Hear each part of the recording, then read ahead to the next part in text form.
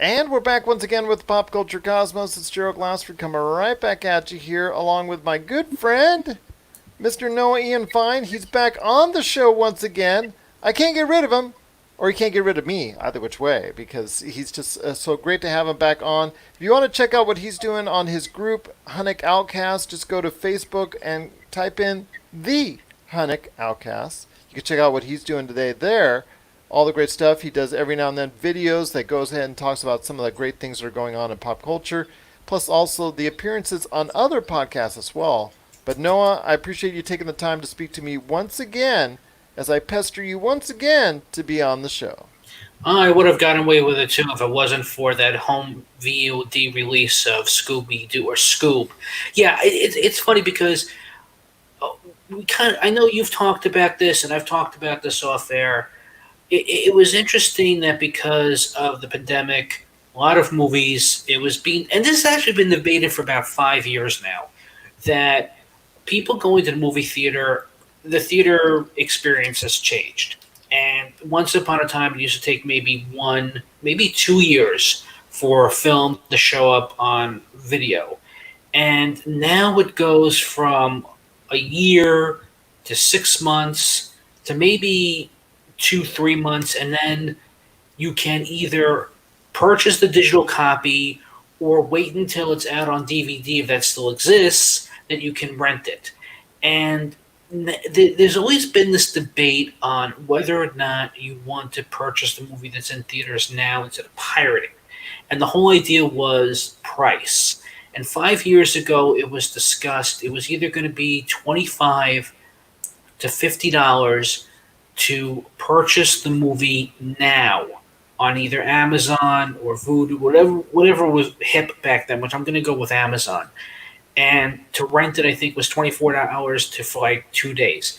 Now with Scoob and Trolls, at least I know with Scoob, the option was because of the virus, you could either purchase it for $25 or for $20 you could rent it for 48 hours.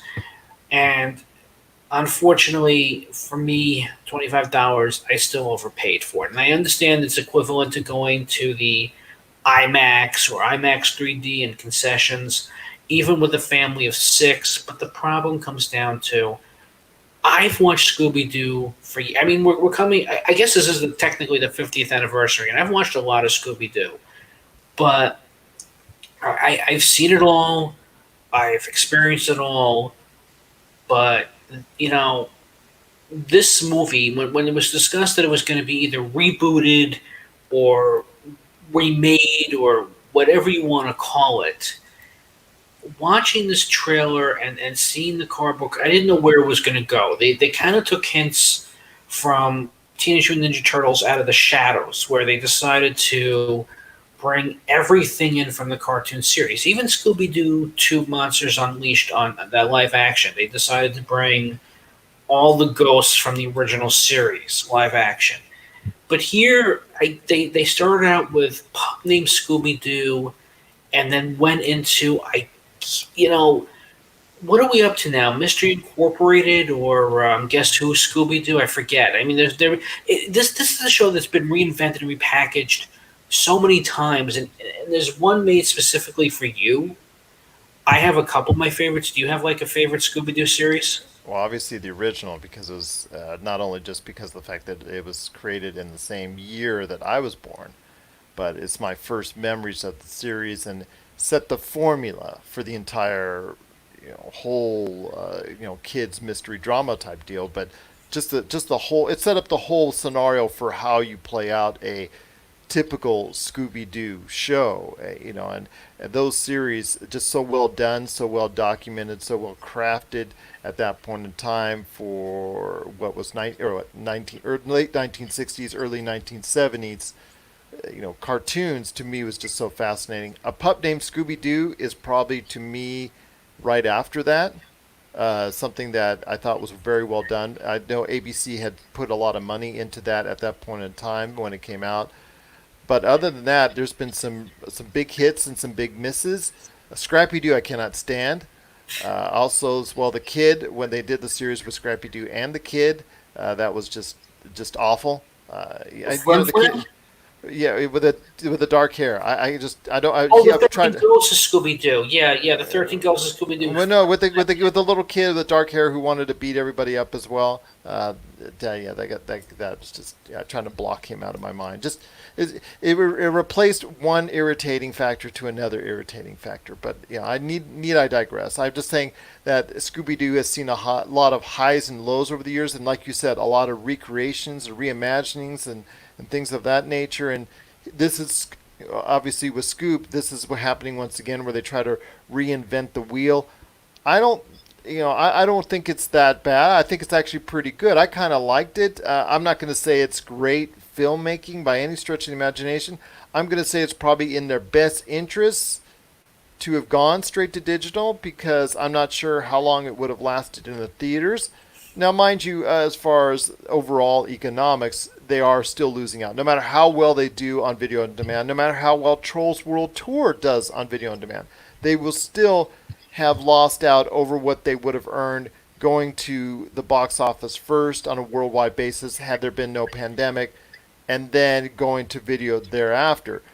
But they're trying to make the best out of a bad situation, and we're seeing this now from movies like that, movies like those two, plus also Irresistible is coming to that's a movie with Steve Carell that is coming to. Excuse me, that's coming to video on demand. Lovebirds is just coming out on demand. I mean, that was also meant for the theaters. We're going to see this more and more take place, and Rob McCallum and I just talked about it as well, where the importance of the theaters is going to become less and less over the course of time as these movies are making the decision to either go to video on demand or hitch up with a streaming service, and that's something we're going to see more and more of in the coming weeks, months, and years. See, here's the thing, though. I kind of was hoping they would do this with Black Widow. On the other hand, as I said last year, I don't know how you're going to top Endgame.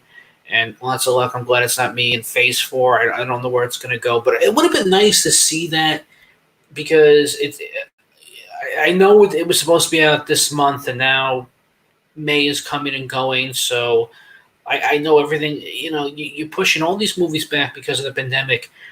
There are some that I don't mind paying $25 for, and some are kind of like, no, thank you. 15 to rent instead of 20 would have made a little bit more sense. I know they're going to lose money regardless, but you know what? Economic-wise, you're right. Hiking the price of a movie ticket, and they're going to hike the price of movie tickets once we go back anyway. That's just the way it's going to be because they have to recoup for renting the auditorium, poor box office, the concession and everything else. Everything is going to go up because, we're back, but all prices are going back up again, which is going to be insane. And I have to be honest, going to the movie theater, whether I go during the day or at night, it's been empty anyway. And it's amazing that, I'm not going to lie, I see people theater hopping, but I still see, the bootlegging, but it's 1/6, half dozen of the other. The question is, did anybody really want to rush and see certain movies like Scoob, and whether or not this does because it's a kid's movie or not? The problem that comes down to is that Warner Brothers, the way they were advertising this film, and I think this is one of the problems that I had with this, is that Warner Brothers still feels that they can create a cinematic universe. And we were going to talk about this because Disney/Marvel, and this is what I think one of the reasons why you called me on, because I did write a post about this on Facebook, that Disney/Marvel got very lucky with creating a cinematic universe. I don't know how they did it. They almost gave up on Iron Man 2, but they persevered. And I really didn't get interested until Avengers. And then I really went back and I got it because I only saw the first Iron Man in theaters. I didn't see Hulk. I didn't even know Hulk was out. And I really didn't pay attention until Avengers. And then all of a sudden I got back into it. But somehow it persevered. And then Universal tried with their Dark Universe. And that didn't work because they figured, let's just cram in all these characters, create a Dark Universe, but there's no real plot. The MCU kind of worked because you plucked the Avengers, or at least the first run of Avengers, and had to go against a comic book story that people were still familiar with, that were interested, that built up, that had some sort of purpose and significance, and it paid off.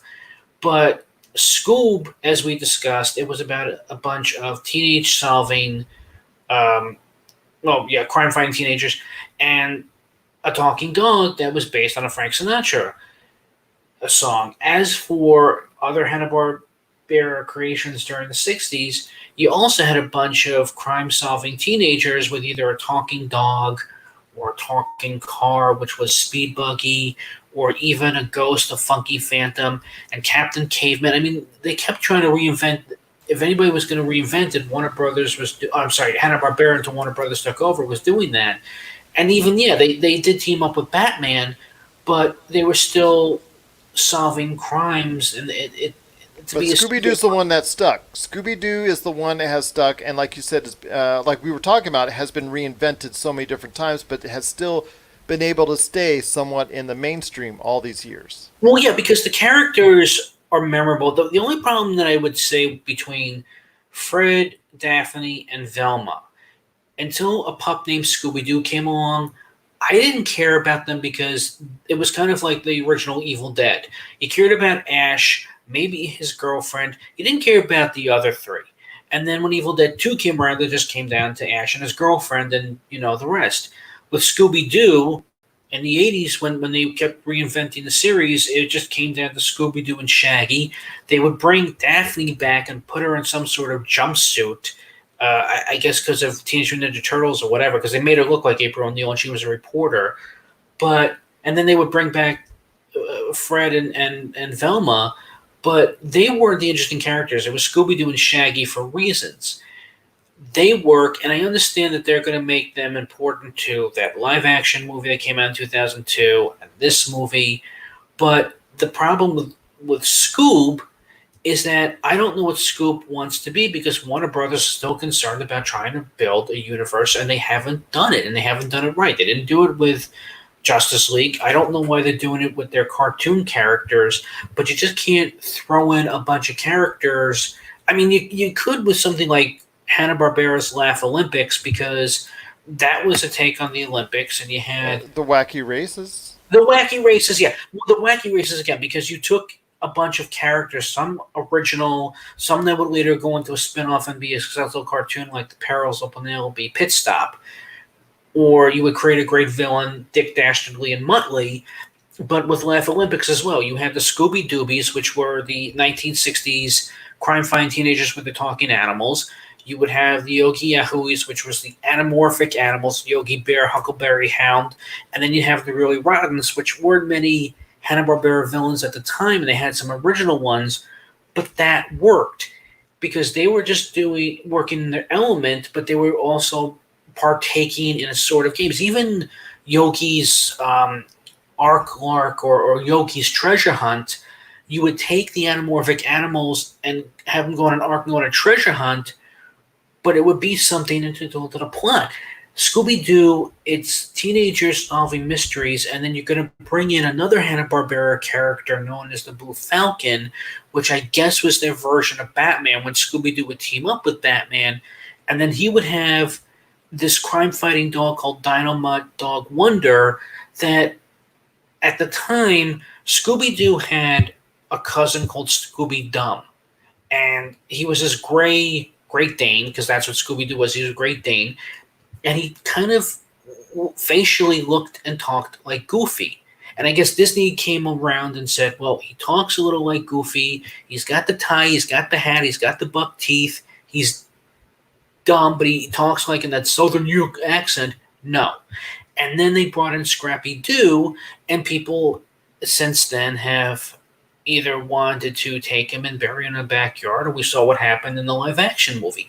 He doesn't annoy me, but if you're gonna pick something with Scooby Doo, you either have him fight crime, but I don't see him as a superhero because Scooby and Shaggy's personalities are not fraidy cats, but we could have this debate all day what Scooby Doo and Shaggy are, but I don't really see them as superheroes because it's out of their element and it doesn't work. Now, we've seen kind of episodes like in Pup Named Scooby Doo where they worship a hero known as Commander Cool, but that's a comic book character. And there's an episode where Shaggy's at a comic book convention. He has amnesia, and he thinks he's this superhero called Commander Cool because he reads the comic.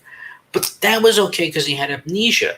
Here, I don't really see him and Scooby teaming up with Blue Falcon to be superheroes and Dick Dastardly as a supervillain because he's not so much a supervillain. He was just this bad guy that was part of wacky races that liked to sabotage races. And then when they put him in Yogi's treasure hunt, he was all about foiling, the other adventurers to steal the treasure because it was Hanna-Barbera's version of Raiders of the Lost Ark.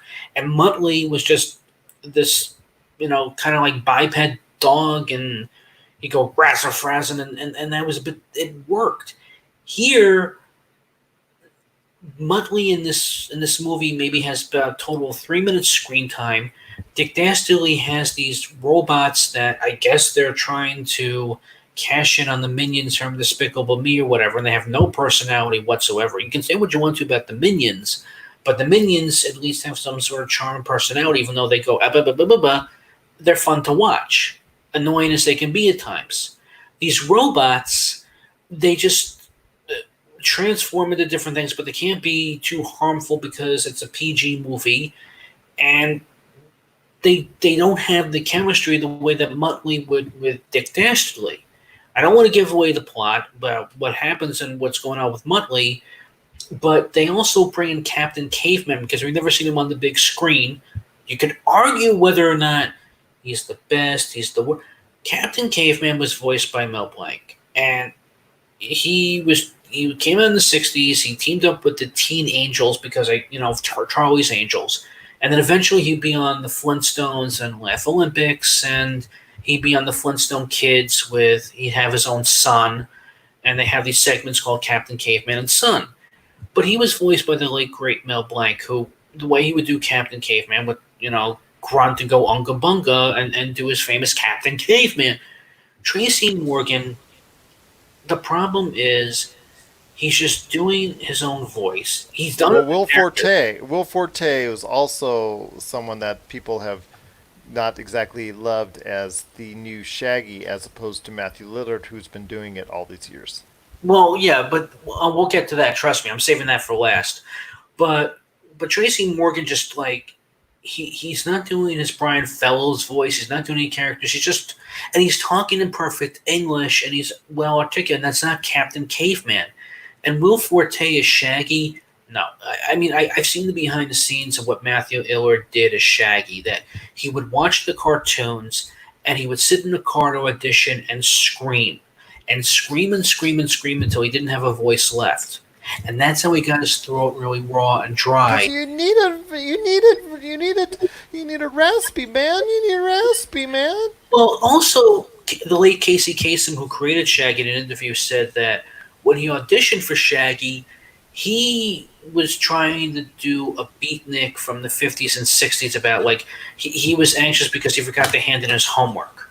So, the torch has been passed out of everyone who didn't play Shaggy when Casey Kasem was alive. He didn't want to play Shaggy in Scooby Doo on Zombie Island because he was a vegetarian and Shaggy was eating meat. So Billy West, of Ren and Stimpy fame, took over, and Casey Kasem was okay with that. He was even okay with Matthew Lillard. The voice casting in this movie, as I discussed, pitiful. You have literally have young Sheldon, and he voices young Shaggy, and he just does his regular voice, and I don't feel or see Shaggy. And when you get to grown up Fred, Daphne, and Velma, Zac Efron, everything that comes out of their voices is like, well, we have to solve a mystery. Oh, you mean the ghost is my dad because he drinks scotch? It's monotone. It's robotic. I've had this debate between CGI and hand drawn for years now, and sometimes it works and sometimes it doesn't. But this CGI, yeah, there are some beautiful colors up close. Captain Caveman looks great up close. Blue Falcon and Scooby looks good, but even Muttley, I think those are the best, especially Muttley. Muttley looks great because he looks like Muttley. But when they're backed up, there are moments when I feel like I'm watching the cutscenes of a video game, and it's a good thing I don't work for a movie studio because we'd be fired in minutes. But this is bad, and the plot it feels like a 3 hour. I didn't even realize this was not even a movie. This felt like a 3 hour film. It dragged because everybody talks robotically, monotone. Even Ken Jeong, who has voiced numerous cartoons, and he's been in the Hangover series, and he had his own TV show, and he's always like in your face, and or sometimes a Fenneman. Here he's voicing Dynamite, and they made him look like Ace the Bat Hound, or if you ever watched that Dexter's Laboratory episode where Dexter made a whole new Dynamite, and Dynamite is stoic. Dynamite's not supposed to be stoic. He's also supposed to be like Scooby Doo. He's a little goofy. That's the point of his personality. And Mark Wahlberg, who I've loved in a lot of movies, he's now voicing new Blue Falcon because they explain, that they don't want to discuss that Gary Owens passed away, but this is supposed to be the Blue Falcon's son, Brian. But every line read is, I keep going over this, is so, with the exception of Muttley. Muttley is the only great line read. But everything else is like, you have Draco Malfoy, father, Lucius Malfoy, Jason Isaacs is Dick Dastardly. Why is he British? Paul Winchell is the one who created Dick Dastardly, in my opinion, and then it went to Michael Bell, and then it would go to in a pilot that nobody has seen. It's been passed around on YouTube, but I don't think anybody really knows about it. It's only like 6 minutes long. But Jim Cummings in a pilot for 5 minutes because there was supposed to be a whole new wacky races, and you could look it up. He voices Dick Dastardly, and he does the original Dastardly voice the same way that Bell did it before Paul Winchell passed away. So yeah, I can go on and on, but that's the weakest link, is that the voice acting in this movie is abominable. It just, the plot, the this is like Scooby Doo. Well, I'll tell you what, I'm not as bad on it as you are. I thought it was just like an easy watch. I didn't say it was something that is going to be stellar or remembered in and amongst the many properties of Scooby Doo that has been rehashed and rehashed over the years. To me, it doesn't match up with a pup named Scooby Doo, or even my favorite, the original series. But you know what? I still think that for this type of environment, it still works somewhat. Again, the voice acting hits and misses. Not as dramatically bad, as far as outside of Shaggy, because I didn't like Will Forte's Shaggy very much. But any of these voice acting to me was just very passable. It didn't detract from me from what we were seeing. And yeah, the story is simplistic. It's not meant for us. It's just meant to remind us how special Scooby Doo is, but basically have us watch along with our kids so that our kids could follow and understand and appreciate and recognize Scooby Doo as something special, maybe possibly in their lives. But still, I think it's an easy enough watch. I don't think it's horrible by any stretch of the imagination, but it's seemingly you think otherwise. For the $20 to $25, get a $5 subscription from your Amazon for the Boomerang account. You can get all the old Scooby Doo, including the new Scooby Doo and Pup Named Scooby Doo and Mystery Incorporated and Scooby Doo Get a Clue. And HBO Max comes out next week. I'm sure they're going to put Scooby Doo on there as well. You can go watch all the old Scooby Doos for an extra $5 on Amazon for a Boomerang subscription. And for an extra $6, you can get the live action movie, which isn't terrible. And actually, part of the Boomerang subscription, go watch Scooby Doo on Zombie Island. Like I said, there's a Scooby Doo meant for you. Even for kids, and from what I understand, kids were just, not all, but some of them that I've run into, surprisingly, as I get to go out to Target now and everything, I overhear that they were actually looking for other Scooby Doo, you know, to watch, any movie or series. So he has made a comeback, and I'm glad that the series keeps reinventing over and over and over again. And again, my 2 cents would be the original 13 Ghosts isn't terrible because it's got Vincent Price. Mystery Incorporated because it kind of went back to the roots. Guess Who also because it's gone back to the roots.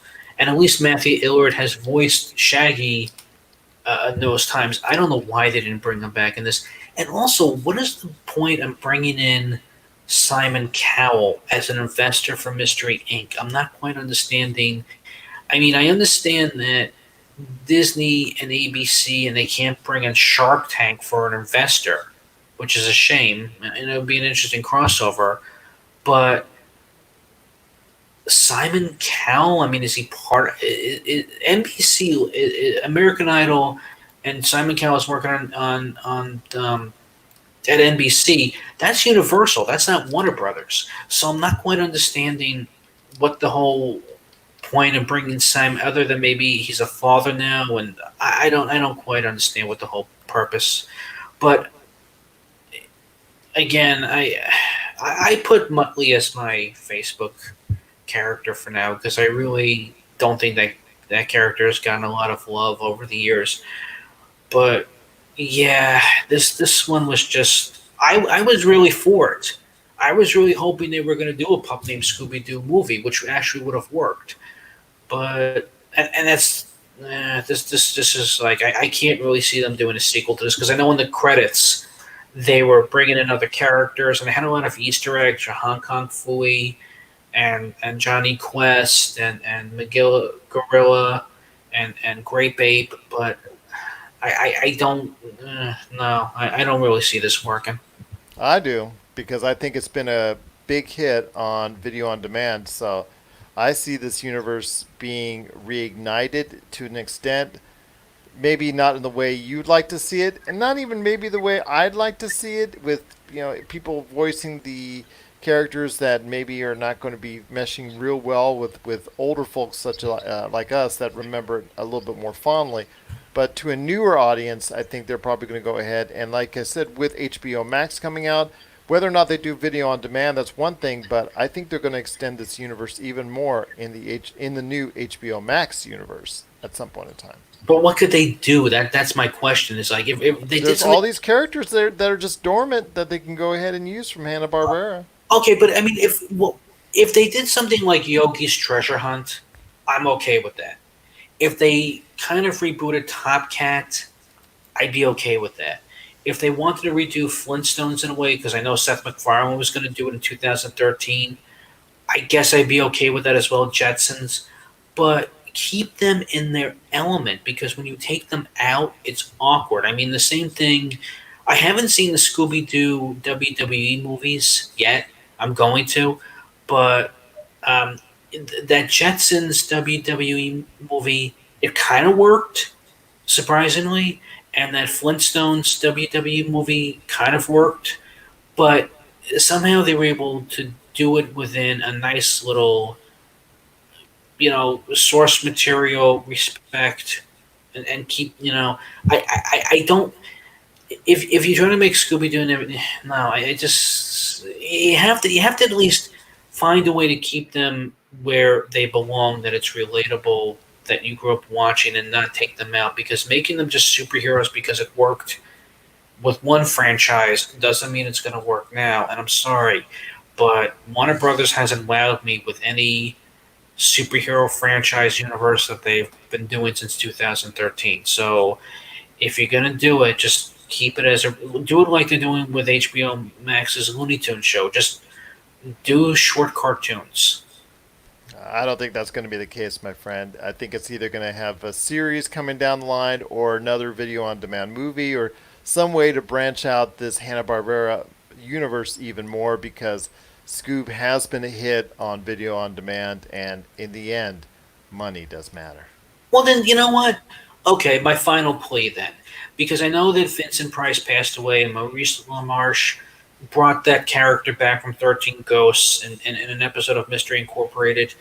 Do a 13 Ghosts movie. I know they did a sequel to Scooby Doo and Zombie Island, which wasn't that great, but make some of the old school type of, or bring in that old school movie, Scooby library, and try to respect the source material on that. I mean, again, if you want to bring them in, I have no, or you know what?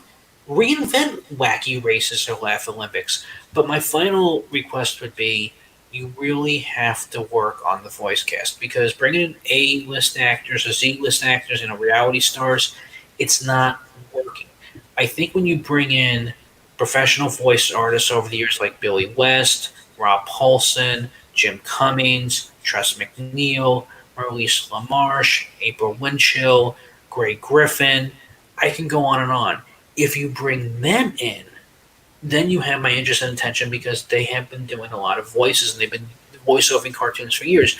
But if you're bringing in Hollywood and TV reality stars, the voice, one, you're just hearing their voice. Two, they're not used to voicing cartoon characters. They're just in the studio giving the voice, and you know what? I'm not feeling it. So if you're gonna do it, hopefully this time, and please bring back Matthew Lillard and bring back um, Cardellini and bring back Buffy and bring back Mr. Buffy. Bring back Sarah Michelle Gellar and Freddie Prinze Jr. It just out of respect because they really did a great job in both 2002 and 4 movies, and even they got to voice in the later cartoons, and they work. So it is. I think Mindy Cohen at one point from Fact of Life, she voiced Velma for a while, and she did very good at it. So I think was it What's New Scooby Doo or one of them she voiced Velma, and she was also awesome. So if you can't bring in Linda Cardellini, bring in Mindy Cohen, but you know, bring in people that have voiced it in the past and really respect the characters. Once again, I'm speaking to Noah Ian Fein from the Hunnick Outcast. You got to go ahead and check out everything that he's doing today on Facebook at the Hunnick Outcast. As long as you don't bring back again Scrappy Doo and Flim Flam. No, no, no, no, no, no, no. So I'm sorry. It does not work for me. Those two never did and never will. But it is right now. But it is right now. Scoob. That's available on video on demand. Whether you like it or don't like it, we'd love to hear your thoughts. Popculturecosmos at yahoo.com. No, it's always a pleasure having you on the program, voicing your opinions on everything going on in the realm of pop culture. Can't wait to hear your thoughts on your upcoming, again, 10 days, 10 box hours from video games that you know and love. So, down the line, whenever you're ready, I'd like to hear your thoughts on that. So, you're Yeah. always welcome back on the show, my friend. Just glad to have you aboard right here at the Pop Culture Cosmos. And zoinks! But any last thoughts on the whale? Yeah, no more Scrappy Doo, no more Flim Flam, and please, just no more Simon Cowell. No Except more. on, what was it, America's Got Talent. Your aces on that one, my friend. No more Simon Cowell, indeed. But it is once again Noah Ian Fine. Check out all that he's doing today at the Hunnick Outcast. Noah, it's been so great to have you part of the show. Jinkies! It'll be time for another adventures, hopefully very soon. Another mystery coming up very soon for Scooby Doo as we go ahead and check out the latest that they're doing today right here at the Pop Culture Cosmos. Zoinks!